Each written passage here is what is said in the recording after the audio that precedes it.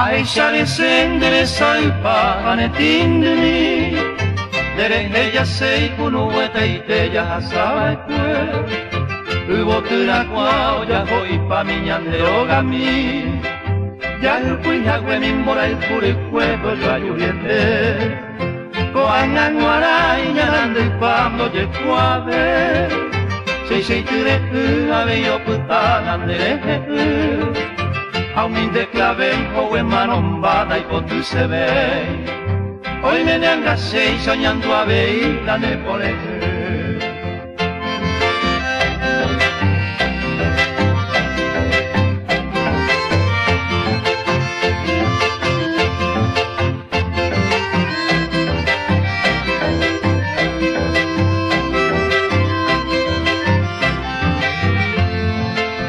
Al partir mi bien te he visto salir llorando dolor, sin querer dejar las dulces caricias de nuestro querer. Perfumes de flor llenaban feliz nuestro dulce hogar, donde tan felices libamos juntos néctar de amor. Pero ya sin ti la casa cubierta de maleza está, sufriendo tal vez la misma tristeza que dejaste en mí. Y el roto clavel desde que te fuiste no existe más, como si ella fuera el reflejo fiel de nuestro querer.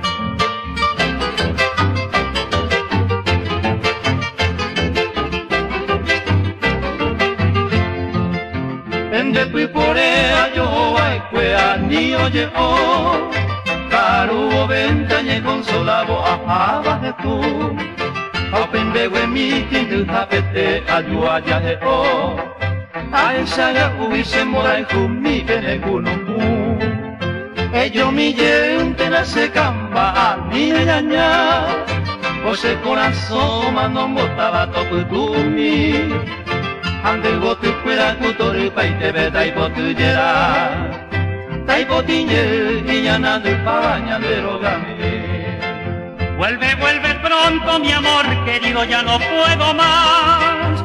Te pido por Dios que mi corazón ya muriendo está. El rojo clavel solo cuando vuelva florecerá. Y este corazón solo con tu amor podrá renacer.